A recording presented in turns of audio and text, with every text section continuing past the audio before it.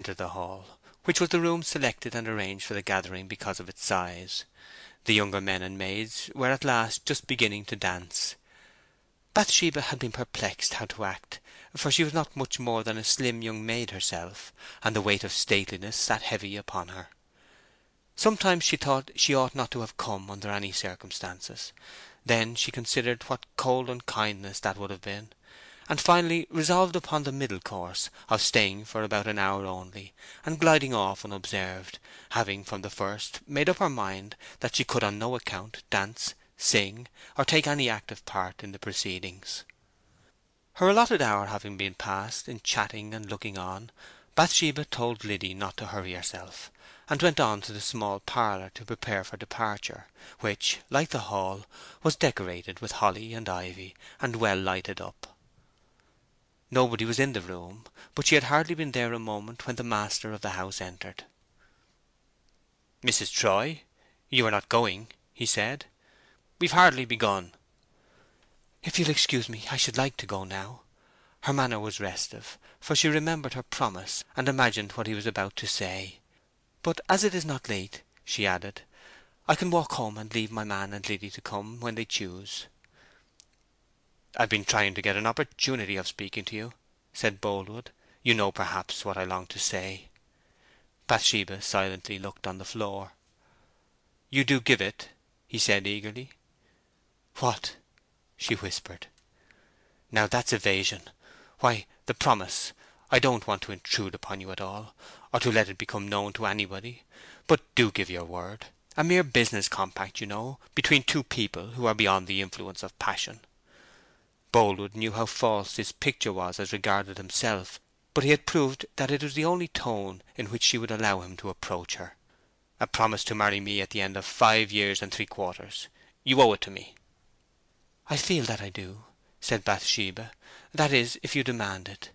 But I am a changed woman, an unhappy woman, and not—" "You are still a very beautiful woman," said Boldwood. Honesty and pure conviction suggested the remark, unaccompanied by any perception that it might have been adopted by blunt flattery to soothe and win her. However, it had not much effect now, for she said in a passionless murmur, which was in itself a proof of her words, "I have no feeling in the matter at all, and I don't at all know what is right to do in my difficult position, and I have nobody to advise me. But I give my promise, if I must. I give it as the rendering of a debt, conditionally, of course, on my being a widow." "You'll marry me between 5 and 6 years hence?" "Don't press me too hard. I'll marry nobody else." "But surely you will name the time, or there's nothing in the promise at all." "Oh, I don't know. Pray let me go," she said, her bosom beginning to rise. "And I am afraid what to do. I want to be just to you, and to be that seems to be wronging myself, and perhaps it is breaking the commandments. There is considerable doubt of his death, and then it is dreadful. Let me ask a solicitor, Mr. Boldwood, if I ought or no." "Say the words, dear one, and the subject shall be dismissed. A blissful, loving intimacy of 6 years, and then marriage. Oh, Bathsheba, say them!" he begged in a husky voice, unable to sustain the forms of mere friendship any longer. "Promise yourself to me. I deserve it, indeed I do, for I have loved you more than anybody in the world. And if I said hasty words and showed uncalled for heat of manner towards you, believe me, dear, I did not mean to distress you. I was in agony, Bathsheba, and I did not know what I said. You wouldn't let a dog suffer what I have suffered, could you but know it. Sometimes I shrink from your knowing what I have felt for you, and sometimes I am distressed that all of it you never will know. Be gracious, and give up a little to me, when I would give up my life for you." The trimmings of her dress as they quivered against the light showed how agitated she was, and at last she burst out crying. "And you'll not press me about anything more? If I say in 5 or 6 years?" she sobbed, when she had the power to frame the words. "Yes, then I leave it to time." She waited a moment. "Very well. I'll marry you in 6 years from this day, if we both live," she said solemnly. "And you'll take this as a token from me." Boldwood had come close to her side, and now he clasped one of her hands in both of his, and lifted it to his breast. "What is it? "Oh, I cannot wear a ring!" she exclaimed on seeing what he held. "Besides, I wouldn't have a soul know that it's an engagement, and perhaps it is improper. Besides, we are not engaged in the usual sense, are we? Don't insist, Mr. Boldwood, don't." In her trouble at not being able to get her hand away from him at once, she stamped passionately on the floor with one foot, and tears crowded to her eyes again.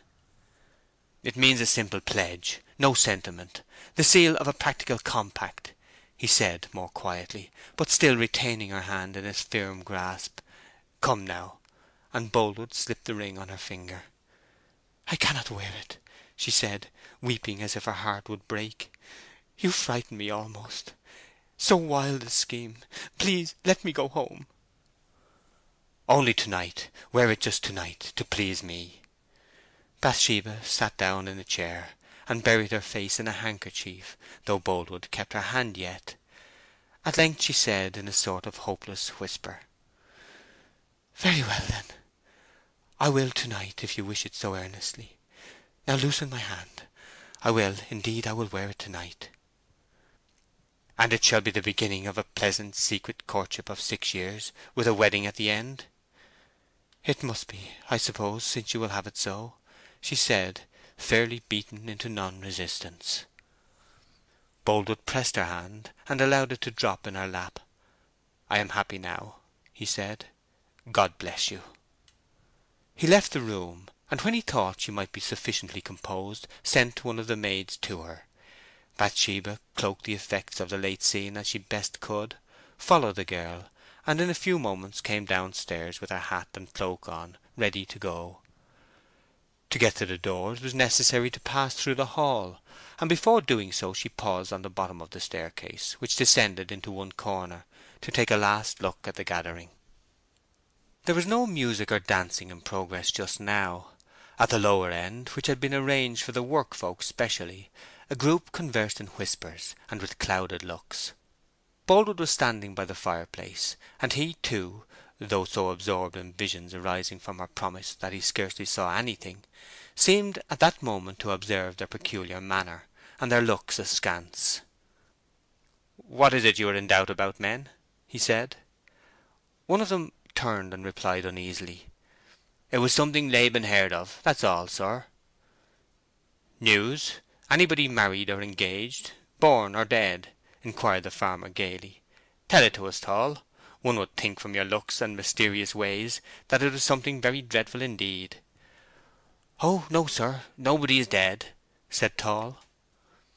"I wish somebody was," said Samway in a whisper. "What do you say, Samway?"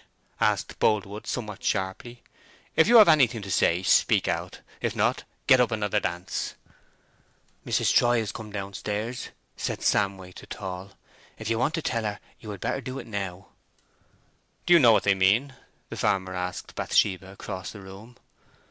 "I don't in the least," said Bathsheba. There was a smart rapping at the door. One of the men opened it instantly and went outside. "Mrs. Troy is wanted," he said on returning. "Quite ready," said Bathsheba, "though I didn't tell them to send." "Is a stranger, ma'am," said the man by the door. "A stranger?" she said. "Ask him to come in," said Boldwood. The message was given, and Troy, wrapped up to his eyes as we have seen him, stood in the doorway. There was an unearthly silence, all looking towards the newcomer. Those who had just learnt that he was in the neighbourhood recognized him instantly. Those who did not were perplexed. Nobody noted Bathsheba. She was leaning on the stairs. Her brow had heavily contracted, her whole face was pallid, her lips apart, her eyes rigidly staring at their visitor. Boldwood was one of those who did not notice that he was Troy. Come in," he repeated cheerfully, "and drain a Christmas beaker with us, stranger." Troy next advanced into the middle of the room, took off his cap, turned down his collar, and looked Boldwood in the face. Even then Boldwood did not recognize that the impersonator of Heaven's persistent irony towards him, who had once before broken in upon his bliss, scourged him, and snatched his delight away, had come to do these things a second time. Troy began to laugh a mechanical laugh. Boldwood recognized him now. Troy turned